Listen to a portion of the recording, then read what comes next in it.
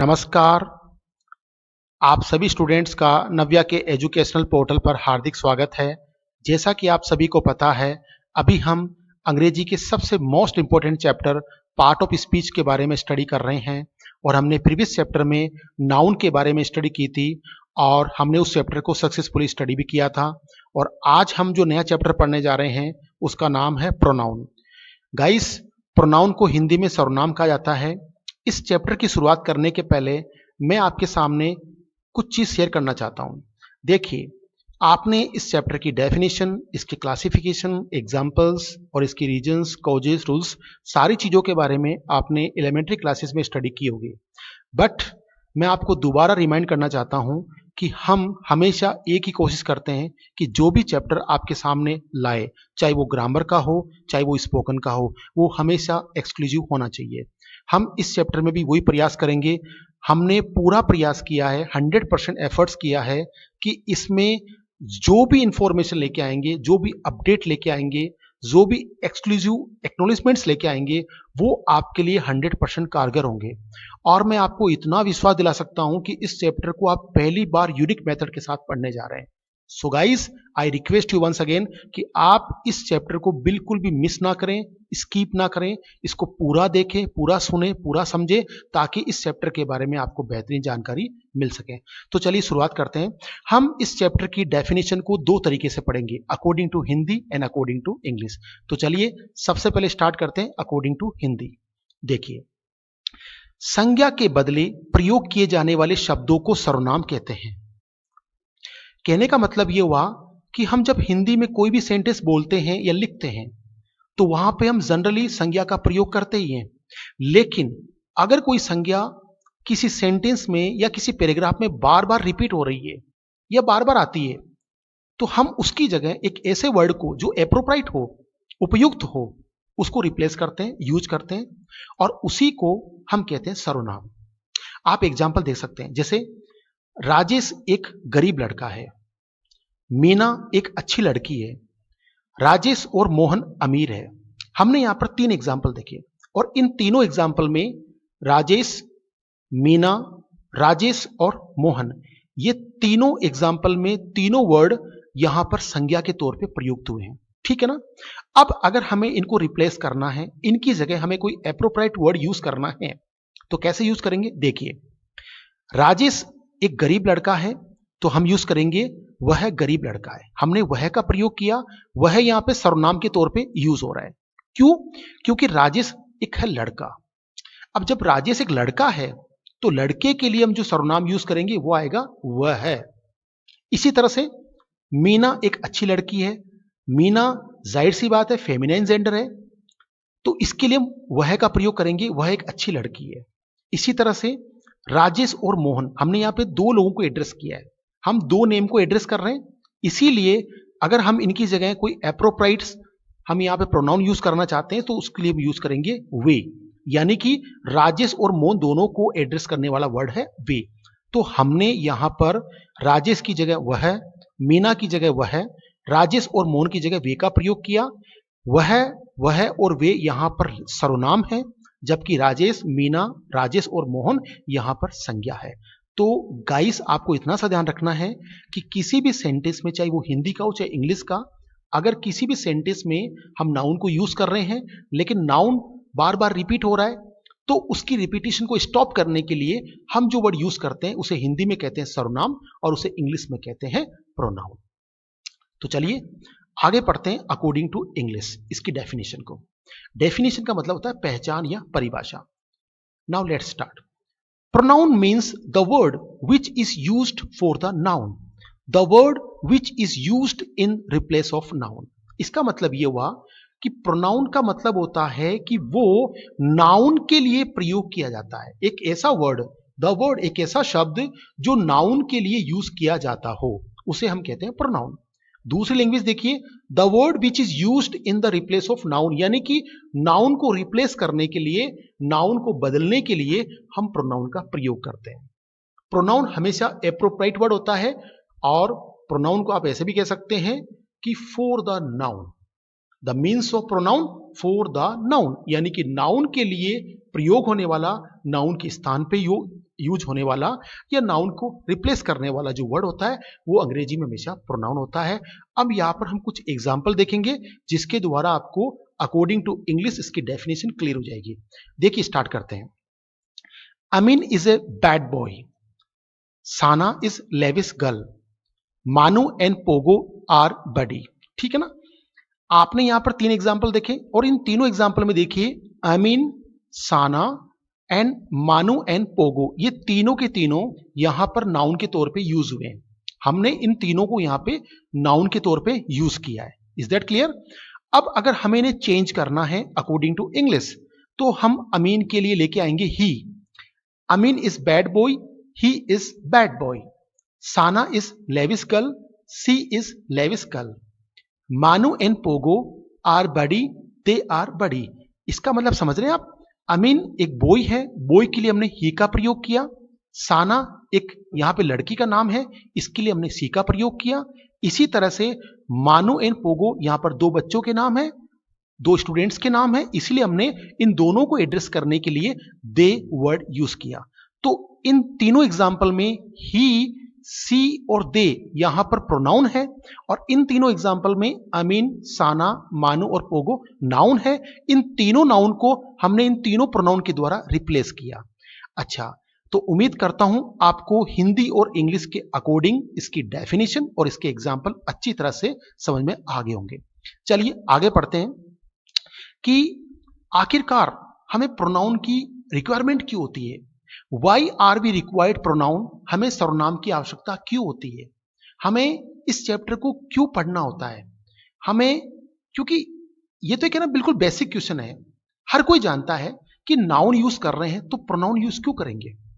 अगर हम pronoun use ना करें, नाउन यूज करें तो क्या मिस्टेक है, प्रोनाउन के यूज करने से क्या हो जाएगा। तो इसके आंसर हम यहां पर ढूंढेंगे, आपके सामने सर्च करेंगे। देखिए, generally we use pronoun to stop repetition of noun in the sentence. The beauty of the sentence finish when we use noun constantly. Therefore sentence makes creepy and pitiful. So that's why this is the main cause pronoun replacing noun in the sentence. Guys, यहां पर जो rules दिए गए हैं, कुछ information दी गई है, वो क्या दी गई है मैं आपको डिटेल से बताता हूं। देखिए, जनरली सामान्यतया we use pronoun to stop repetition of noun in the sentence, यानी कि हम प्रोनाउन को यूज करते हैं नाउन के रेपिटेशन को रोकने के लिए। रेपिटेशन का मतलब होता है बार बार किसी चीज का यूज किया जाना। अगर किसी भी सेंटेंस में नाउन को हम रिपीट कर रहे हैं तो बार बार नाउन के रिपीट करने से सेंटेंस पे थोड़ा बैड इफेक्ट आता है। इसीलिए नाउन के रेपिटेशन को रोकने के लिए, स्टॉप करने के लिए हम प्रोनाउन का यूज करते हैं। ये तो हो गया इसका पहला रीजन। आगे देखिए, the beauty of the sentence, यानी कि वाक्य की सुंदरता फिनिश हो जाती है, समाप्त हो जाती है when we use noun constantly, यानी कि हम जब बार बार, यानी कि हम बार बार नाउन को यूज करते हैं किसी पर्टिकुलरली सेंटेंस में या किसी पैराग्राफ में, तो क्या होता है कि जो सेंटेंस की जो ब्यूटी होती है, उसकी जो सुंदरता होती है, वो ऑटोमेटिकली डिस्ट्रॉय हो जाती है।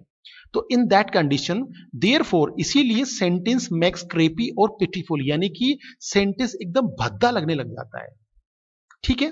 सो दैट्स वाई, यही इसका सबसे बड़ा कारण होता है, मेन कोज होता है कि pronoun replacing noun in the sentence, कि सेंटेंस में नाउन को रिप्लेस करने के लिए हम प्रोनाउन का यूज करते हैं, क्योंकि प्रोनाउन एक ऐसा एप्रोप्रिएट वर्ड होता है जो according to requirement and according to noun use किया जाता है, कि जो भी वर्ड्स नाउन के तौर पे यूज हुआ है उसको देख करके, उसको ऑब्जर्वेशन करके हम उसकी जगह एप्रोप्रिएट प्रोनाउन को यूज कर सकते हैं।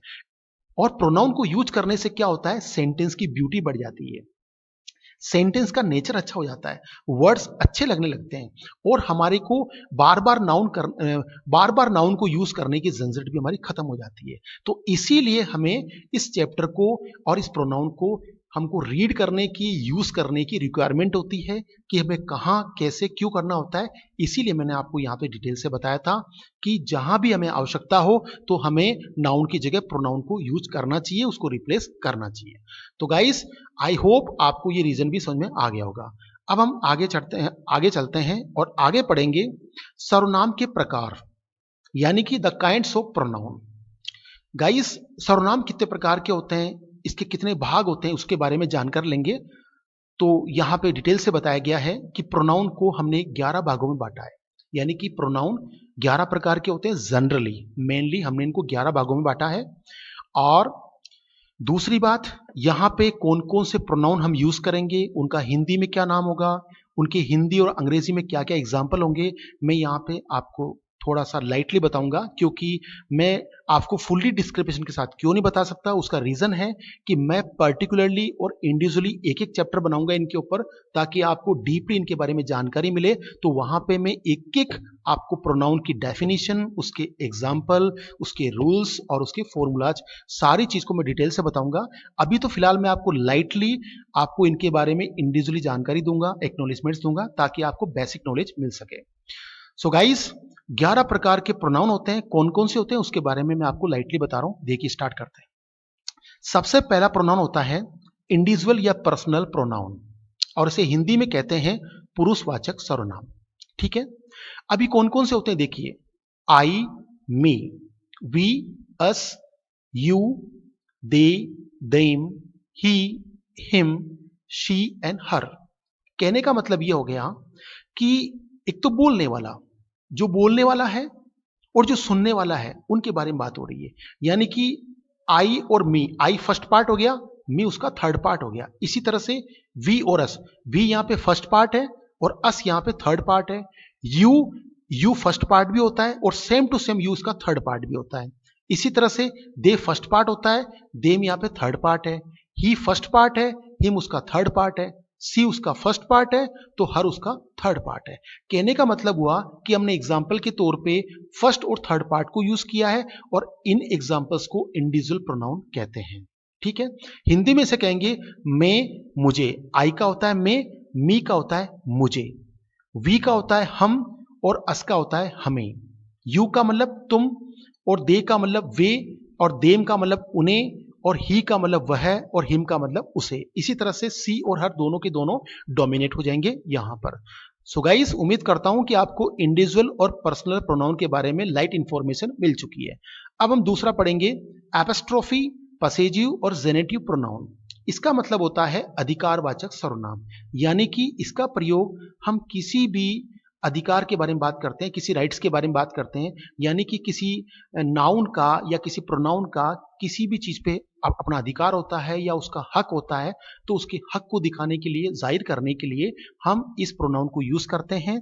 इसको अंग्रेजी में एपोस्ट्रोफी, पसेजिव और जेनेटिक कुछ भी कहा जा सकता है, और इंग्लिश में इसके एग्जाम्पल होते हैं माइन यानी मेरा, योवर तुम्हारा, ओवर हमारा, हर उसका, देर उनका या उनका, उनका या उनके आप कुछ भी यूज कर सकते हैं। मेरा, हमारा, तुम्हारा, उनका, उसका, उसके, जो भी आपकी रिक्वायरमेंट है उसके हिसाब से यूज कर सकते हैं। जैसे एग्जांपल देखिए कि दिस इज माइन पेन, ये पेन मेरा है। दिस इज माइन, ये मेरा है। इसी तरह से आप कुछ भी सेंटेंस बना के आप ये प्रूव कर सकते हैं कि वो चीज मेरी है, उस पर मेरा अधिकार है, तो उसके लिए अपन एपोस्ट्रोफी प्रोनाउन को यूज करते हैं।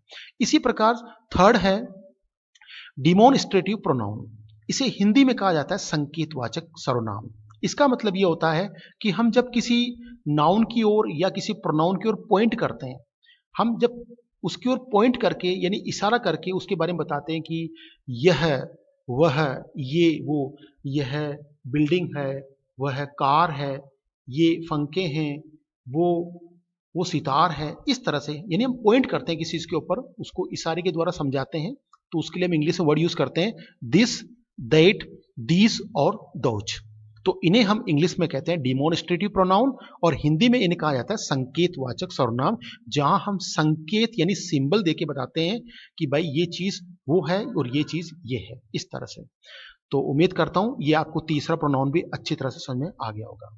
अब आगे पढ़ते हैं डिस्ट्रीब्यूटिव प्रोनाउन, जिसे हिंदी में कहा जाता है व्यष्टिवाचक सर्वनाम। इसका मतलब यह होता है कि जब हम पर्टिकुलरली या इंडिविजुअली किसी का नाम लेकर नहीं, हम जब हमारे सामने कुछ ऑप्शंस होते हैं, तो वहां पे जब उनको एक साथ एड्रेस करना हो, जब क्वांटिटी ज्यादा हो और उनको एक साथ एड्रेस करना हो, तो जब हम एक से ज्यादा लोगों को जब एक साथ एड्रेस करते हैं, उनको संबोधित करते हैं, तो उसे कहते हैं व्यष्टिवाचक।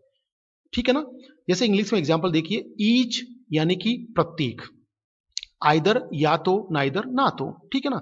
तो प्रत्येक, हर एक, या तो, नहीं तो, ये ऐसे वर्ड्स हैं जहां हम पर्टिकुलरली किसी भी संज्ञा या सर्वनाम का नाम नहीं ले रहे हैं, यहां पे हम क्या कर रहे हैं, उसको एज ए कोर ग्रुप में बुला रहे हैं कि एड्रेस कर रहे हैं, एक साथ बुला रहे हैं, एक साथ उनके नाम को एड्रेस कर रहे हैं, तो इसीलिए हमने उसके लिए यूज किया है डिस्ट्रीब्यूटिव प्रोनाउन।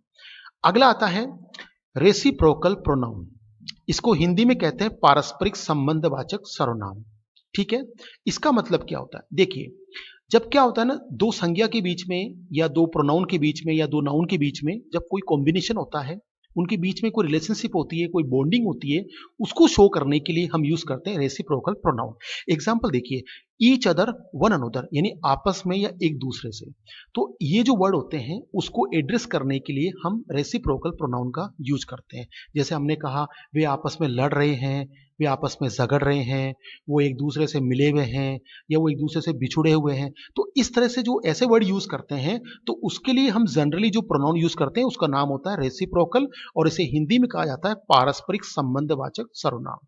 इसके बाद अगला हमारा प्रोनाउन है रिफ्लेक्सिव प्रोनाउन, जिसे हिंदी में कहा जाता है निजवाचक सर्वनाम। देखिए, इसका मतलब क्या होता है कि हम जब ये शो करते हैं कि मेरा, अपना, उसका, अपना, अपने, अपनी, या स्वयं, ऐसे वर्ड यूज करते हैं, तो उसके लिए अपन रिफ्लेक्सिव प्रोनाउन का यूज करते हैं। कैसे करेंगे? देखिए, जैसे मैंने कहा, my self, ourself, yourself, himself, herself, them self और इट सेल्फ, इन सबका एक ही अर्थ होता है स्वयं, या फिर कह सकते हैं अपना, अपने, अपनी, आप कुछ भी कह सकते हैं। ठीक है ना? मैंने जैसे कहा कि I do complete my work, मैं अपना काम कंप्लीट करता हूं, अपना काम पूरा करता हूं। तो यहां पे अपना काम अपने द्वारा कंप्लीट किया गया, तो यहां पे निजता का भाव आ रहा है। जब हम कभी भी निजता का भाव दिखाते हैं, तो उसके लिए हम रिफ्लेक्सिव प्रोनाउन का यूज करते हैं। लेकिन हमेशा एक चीज का ध्यान रखना पड़ेगा आपको कि जो भी हमारे पसेजिव प्रोनाउन होते हैं, उसके पीछे आपको सेल्फ या सेल्फ का प्रयोग करना है, तो वो ऑटोमेटिकली रिफ्लेक्सिव प्रोनाउन बन जाते हैं। और जब भी अपन रिफ्लेक्सिव प्रोनाउन पढ़ेंगे, तो हमेशा इनका एक ही अर्थ होगा, या तो होगा स्वयं, या होगा अपना, अपने, या अपनी। जैसे मैंने अपना काम कर लिया, मैंने मेरा काम कर लिया, आप ऐसे भी कह सकते हैं।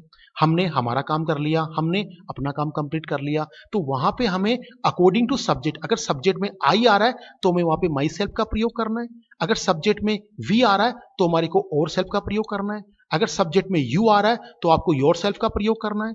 अगर सब्जेक्ट में ही आ रहा है तो आपको हिम सेल्फ का प्रयोग करना है। इसी तरह से अगर सब्जेक्ट में, मतलब सब्जेक्ट में सी आ रहा है तो वहां पे आपको हर सेल्फ का प्रयोग करना है।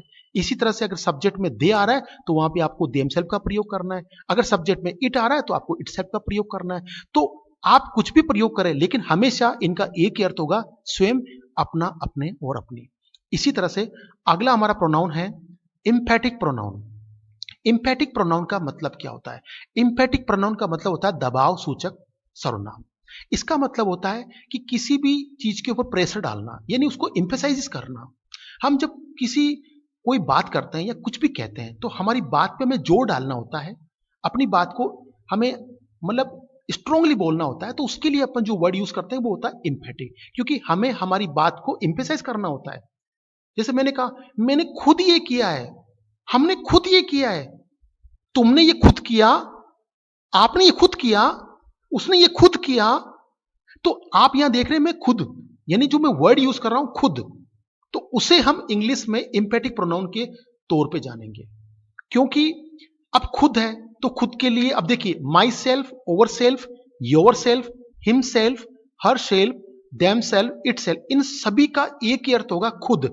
लेकिन कब होगा, उसके लिए नियम है, उसके लिए बशर्त है कि वो इंफेटिक प्रोनाउन हो। देखिए, मैं दो चीज यहां पे क्लियर करना चाहता हूं कि रिफ्लेक्सिव प्रोनाउन और इंफेटिक प्रोनाउन दोनों एक जैसे होते हैं, एक जैसे दिखते हैं, लेकिन दोनों में डिफरेंस क्या है कि इंफेटिक जो प्रोनाउन होता है वो हमेशा इंफेसाइज करता है, यानी कि अपनी बात पे जोर देता है। हम जो भी एक्टिविटी करते हैं उसमें हम ये दिखाते हैं कि मैंने ये खुद किया, हमने ये खुद किया, है ना। लेकिन रिफ्लेक्सिव में कभी हम जोर नहीं देते उस पर, हम बस इतना सा दिखाते हैं कि हमने ये चीज इस तरह से की। जैसे मान लो मैंने कहा कि मैंने अपना काम पूरा कर लिया, मैंने अपना काम पूरा कर लिया, मैंने खुद ये काम पूरा किया, मैंने खुद। तो यहां मैं अपनी बात पे जोर दे रहा हूं। अगर मुझे अपनी बात पे जोर देना है तो वहां पे मैं आई के साथ में लगाऊंगा माई सेल्फ। लेकिन जब मैं अपनी बात पे जोर नहीं दे रहा हूं तो मैं at the last at the last in the sentence, मैं सेंटेंस के लास्ट में माई सेल्फ का प्रयोग कर दूंगा। लेकिन एक चीज का ध्यान रखें कि जब भी अगर अपन इम्पैटिक प्रोनाउन यूज करेंगे तो वहां पे इन सारे वर्ड जो यहां पे एज ए प्रोनाउन दिए गए हैं इनको मैं सब्जेक्ट के बाद रखना है। लेकिन अगर हमें इन्हें रिफ्लेक्सिव के तौर पे रख रहे हैं तो हमारे को इनको पीछे रखना है। पीछे का मतलब मैं आपको दो एग्जाम्पल बताता हूं। जैसे मैंने कहा I do complete my self, है ना, मैं अपना काम खुद करता हूं, तो मैंने माई सेल्फ लगाया पीछे क्योंकि मैं मेरी बात पे जोर नहीं दे रहा हूं। अब मैं बोलता हूं कि I myself do complete homework, मैं खुद अपना काम पूरा करता हूं तो मैं मेरी बात पे जोर दे रहा हूं, तो मैंने डायरेक्ट आई के बाद में लगा दिया माई सेल्फ। तो माई सेल्फ दोनों एक ही है लेकिन इनका यूज करने का मेथड अलग अलग है। अगर मैं बात पे जोर दे रहा हूं तो मुझे एम्फेटिक यूज करना है, अगर मैं मेरी बात पे जोर नहीं दे रहा हूं तो मुझे रिफ्लेक्सिव यूज करना है। और बाकी मैं आपको इन दोनों चैप्टर के बारे में डिटेल से समझाऊंगा, इनको फुल्ली तरीके से समझाऊंगा ताकि आपको इनके बारे में एक्सक्लूसिव इंफॉर्मेशन मिल सके। तो आगे पढ़ते हैं इन डेफिनेट प्रोनाउन के बारे में। इसका मतलब क्या होता है? इसका मतलब होता है अनिश्चयवाचक सर्वनाम। इसका मतलब यह होता है कि हम जब भी कोई वर्ड, ऐसा कोई वर्ड जहां हम किसी का पर्टिकुलर नाम नहीं ले सकते और वहां पे हमें यह भी पता नहीं हो कि सब्जेक्ट की क्वांटिटी कितनी है, सब्जेक्ट्स के नंबर कितने, यानी कि सब्जेक्ट कितने हैं, यानी लोग कितने हैं, संज्ञा की संख्या कितनी है, नाउन के नंबर कितने हैं, अगर जब हमारे को वो चीज पता नहीं हो तो उसके लिए अपन इनडेफिनेट प्रोनाउन का यूज करते हैं। आप एग्जांपल देखिए, जैसे मैंने कहा everybody, anybody, nobody, somebody. Everybody का मतलब होता है हर कोई, हर कोई, ठीक है। एनीबडी कोई, नोबडी कोई नहीं, समबडी किसी ने। आप क्या देख रहे हैं यहां पे? आप एक चीज देख रहे हैं कि हम किसी का भी नाम नहीं ले रहे। जैसे मैंने कहा हर कोई, अब जैसे मान लो मैंने कहा कि हर कोई घर में बंद है, हर कोई रास्ते पे नाच रहा है, तो हम हर कोई का मतलब यहां पे, वहां हर कोई का मतलब किसी भी व्यक्ति के बारे में हमें इंडिविजुअली इंफॉर्मेशन नहीं मिल रही है। वहां पे हर कोई का मतलब 2 4 10 जो भी लोग हैं वो नाच रहे हैं, खेल रहे हैं, कुछ भी कर रहे हैं, लेकिन उनके बारे में पर्टिकुलरली हमारे पास नंबर नहीं है, फिगर नहीं है कि वो कितने लोग हैं। तो जब हमारे पास वो फिगर नहीं है उनके नंबर्स का तो उन्हें हम कहेंगे इंडेफिनेट। तो इंडेफिनेट के लिए हम जो वर्ड यूज करेंगे वो है एवरीबडी, एनीबडी, नोबडी, समबडी। इसी तरह से everyone, anyone, known, someone, everything, anything, nothing and something. आप एक बार इसको ध्यान से नोटिस करें कि हमने एवरीबडी, एवरीवन, एवरीथिंग का यूज किया, लेकिन यहां पे हमने इंडिविजुअली किसी को एड्रेस नहीं किया क्योंकि हमारे को उस नाउन के बारे में पर्टिकुलरली पता नहीं है कि उसके नंबर, उसका फिगर कितना है। इसीलिए हमने उसकी जगह एक ऐसा वर्ड यूज किया, जैसे सपोज कीजिए कि किसी रोड के ऊपर 20 आदमी बैठे हैं, 20 लोग बैठे हुए हैं, हमारे को उनका नाम पता नहीं है, अब हमें उन्हें कॉल करना है, एड्रेस करना है, तो उसके लिए हम जैसे एवरीवन यूज कर सकते हैं, एवरीबडी यूज कर सकते हैं, है ना। और ऐसे ही क्या होता है ना कि जब हमारे को कभी भी किसी नाउन के बारे में पर्टिकुलरली कुछ भी पता नहीं होता है कि उसकी नंबरिंग कितनी हो रही है, तो उसकी नंबरिंग को एक साथ एक ऐसे वर्ड से हम यूज करें, एप्रोप्रिएट वर्ड से यूज करें जो उसको रिप्लेस कर सके, उस नाउन को रिप्लेस कर सके। मैंने कहा ना, जैसे मैंने कहा समबडी नॉक्ड द डोर, किसी ने दरवाजा खटखटाया। अब किसने खटखटाया, मेरे को उसका नाम पता नहीं है, तो मेरे को उसका नाम पता नहीं है तो मैंने उस नाउन को रिप्लेस करने के लिए समबडी का यूज किया, ठीक है ना। तो आप ऐसी कंडीशन में इंडेफिनेट प्रोनाउन को यूज कर सकते हैं। इसके बाद हम आगे पढ़ेंगे रिलेटिव प्रोनाउन, जिसका हिंदी मीन होता है संबंधवाचक सर्वनाम।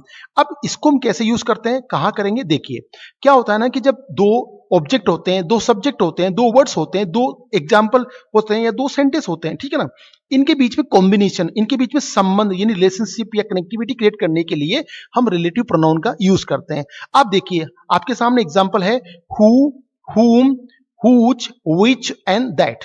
हु का मतलब होता है जो, whom का मतलब जिसको, whose का मतलब जिसका, एंड which का मतलब जो, एंड that का मतलब की, ठीक है ना।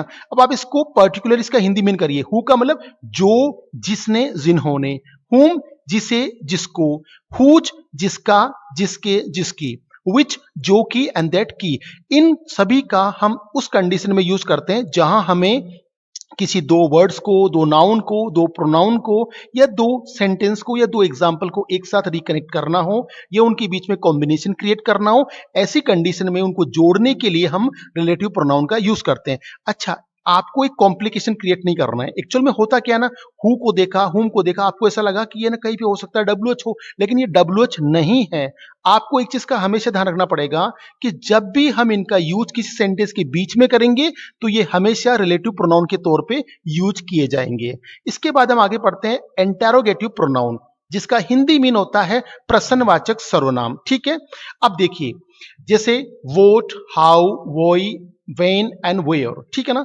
अब आपके करीबन 15 प्रकार के WH होते हैं, जैसे what, how, why, when, where, which, whose, whom and who and how many, how far, how much, how long and how often, हो ना।